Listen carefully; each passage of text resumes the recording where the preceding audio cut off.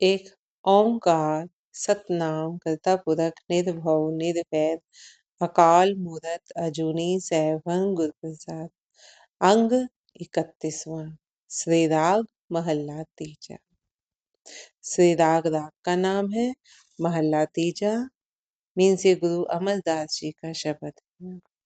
मनमुख करम कमावणी ज्यों दुहागन तन सिगार। मनमुख व्यक्ति के कार्य ऐसे होते हैं जैसे कोई उल्टा स्त्री अपने शरीर पर श्रृंगार करती है।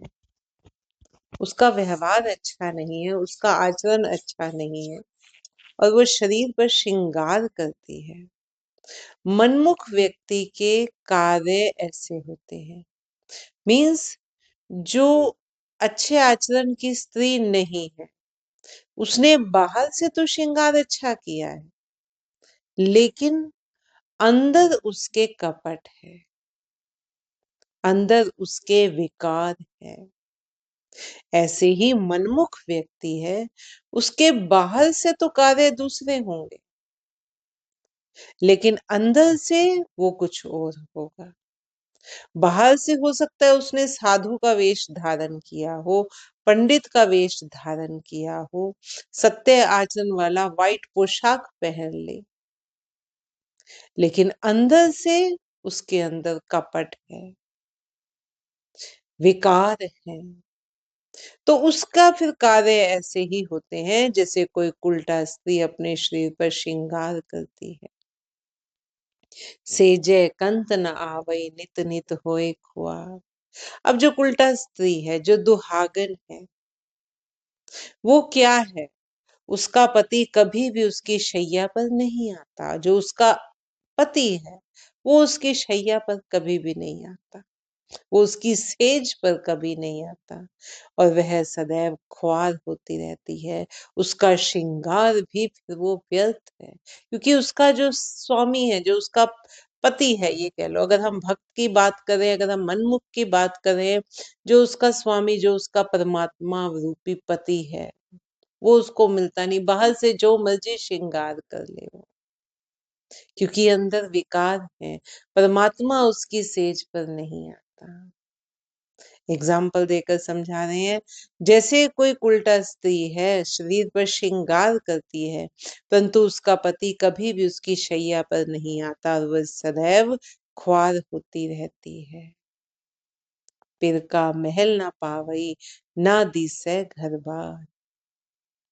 मनमुख को उस प्रियतम प्रभु का दर एवं घर, पहले तो इस संसार में जो अपने ही अंदर है परमात्मा का घर, वो घर नहीं मिलता।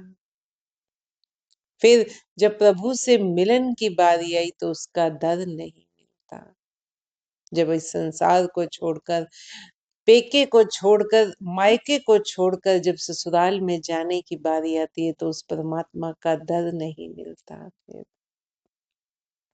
मनमुख को उस प्रियतम प्रभु का दर एवं घर कभी भी प्राप्त नहीं होता। भाई रे एक मन नाम ध्याय, संता संगत मिल रहे, जप राम नाम सुख पाए रहा। हे भाई, एक चित होकर नाम का स्मरण कर, साधु संगत में मिल बैठकर राम नाम का जाप कर और सुख प्राप्त कर। एक चित होकर, तेरा चित्त डोलना नहीं चाहिए, तेरा चित्त भटकना नहीं चाहिए। एक चित होकर परमात्मा का नाम स्मरण कर। राम राम पुकारते ही राम सामने हो।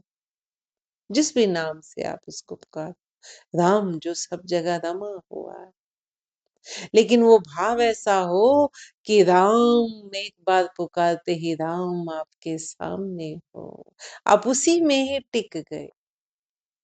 फिर वो नाम लेना और एक सारा दिन मुंह से राम राम राम राम राम राम रटते रहना, लेकिन अंदर कुछ और ही चल रहा है, अंदर काम चल रहे हैं, अंदर आपका कार्य व्यवहार चल रहा है, व्यापार चल रहा है, और बाहर से आप बोले जा रहे हैं, उसका कोई फायदा नहीं।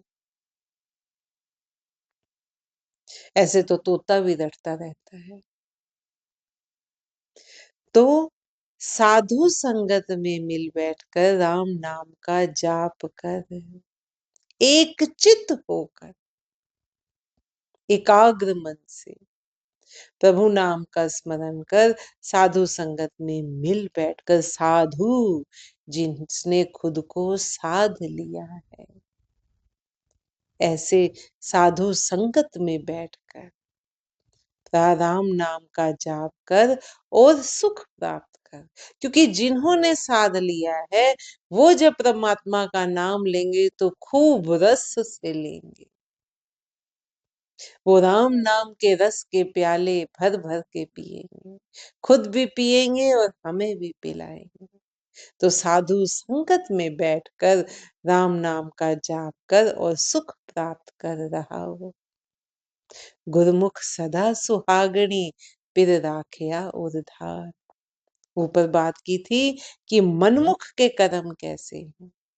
अब कह रही है गुरुमुख व्यक्ति सदा सुहागन स्त्री की तरह है, क्योंकि वो गुरु की मत पर चल रहा है, गुरु की ओर उन्मुख है।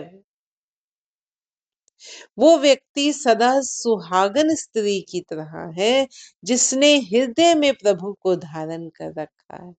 वो कहीं भी जाए उसका प्रभु, उसका पति उसके साथ, उसके हृदय में बसा हुआ है। मिठा बोल है निव चल है से जय रवे भाता। जो ऐसी सुहागन स्त्रियां हैं, फिर गुरमुख स्त्रियां हैं, उनके लक्षण क्या हैं? ऐसी गुरमुख स्त्रियां मीठा बोलती हैं। क्यों? अंदर परमात्मा का वास है, अंदर वो आनंदित ही आनंदित है। तो बाहर भी जो बोल निकल रहे हैं वो मीठे निकल रहे हैं, वो मिश्री की तरह निकल रहे हैं। वो दूसरों को सुख देने वाले निकलते हैं, दूसरों को शांत करने वाले निकलते हैं। ऐसी गुरमुख स्त्रियां मीठा बोलती हैं, विनम्र होकर चलती हैं, अकड़ कर नहीं चलती, कहीं रोब नहीं दिखेगा, विनम्रता से चलती। और उनका पति शैया पर उनसे रमण करता है। शोभावंती सुहागणी जिन गुर का हेत अपार। ऐसी सुहागन स्त्रियां शोभा वाली, उन्होंने गुणों को धारण किया हुआ है, परमात्मा को अपने अंदर ही पहचाना हुआ है। ऐसी सुहागन स्त्रियां शोभा वाली हैं जिनका परमात्मा रूपी गुरु से अपार प्रेम होता है। पूरे भाग सतगुरु मिले जा भाग्य का उदय हुए। पूर्ण भाग्य उदय से सदगुरु की प्राप्ति होती है। पूर्ण भाग्य, जब आपका भाग्य हम कहे ना उदय हो गया, तब आपको सच्चा गुरु मिलेगा और फिर आपका कल्याण हो जाएगा। अगर आप उस पूर्ण गुरु की शिक्षा को मानोगे। पूर्ण गुरु तो मिल गया, लेकिन अगर शिक्षा का पात्र ही इतना बड़ा नहीं है कि वो कुछ ग्रहण कर सके, तो फिर बात नहीं बनती है। पूर्ण भाग्य उदय से सदगुरु की प्राप्ति होती है। और जब ऐसा सच्चा गुरु मिल जाता है, अंततः दुख भ्रम कटिए सुख परापत हुए। अंतर मन से दुख और भ्रम कट जाता है, सुख प्राप्त होता है, सारे भ्रम कट गए, सारे संशय दूर हो गए और सुख प्राप्त होता है। गुर के भाणे जो चले दुख न पावे कोई। जो परमात्मा रूपी गुरु की आज्ञा में चलता है उसे दुख नहीं होता। ऐसा नहीं है कि उसके ऊपर कष्ट आता ही नहीं, कष्ट आता है, लेकिन वो उस कष्ट को परमात्मा की रजा मानकर सहन करता है। वो सुख में ज्यादा उछलता नहीं और दुख में डूबता नहीं।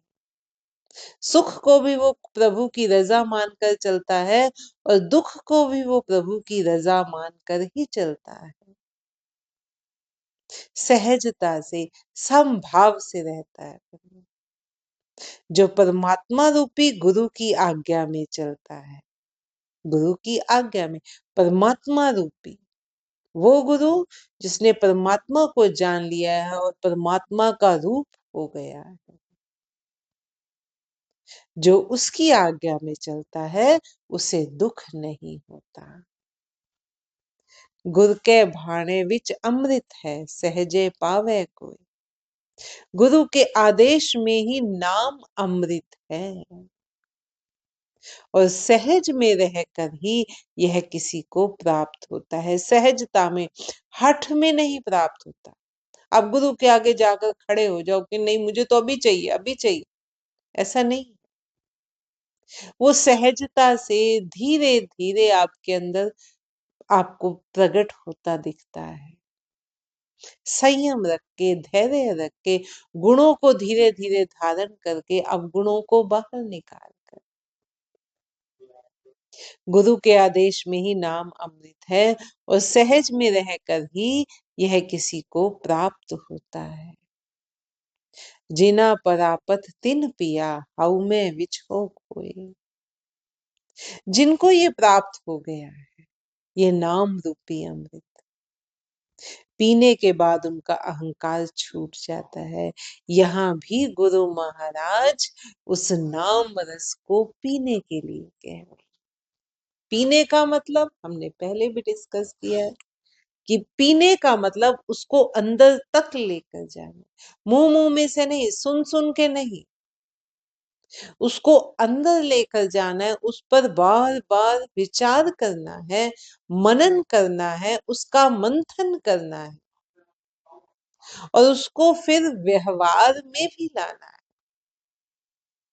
जैसे हमने पहले भी एग्जाम्पल लिया, शरीर में कमजोरी है, ग्लूकोज पीते हो ना, ग्लूकोज पिया, वो ग्लूकोज पीने सिर्फ देखने से बात नहीं बनेगी ना कि आपने सामने गिलास रख दिया और आपको एनर्जी मिल जाएगी, नहीं मिलेगी।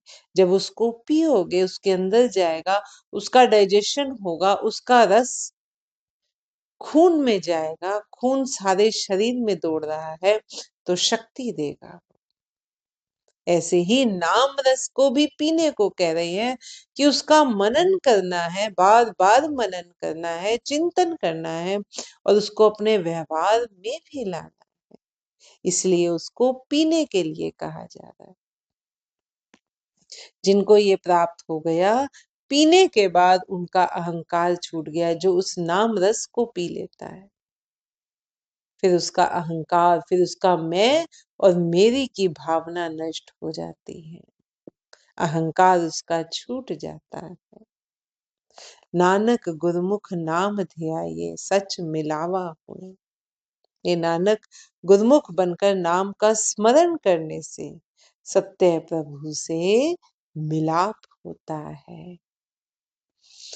नानक गुरमुख नाम ध्याये, सच मिलावा हुए।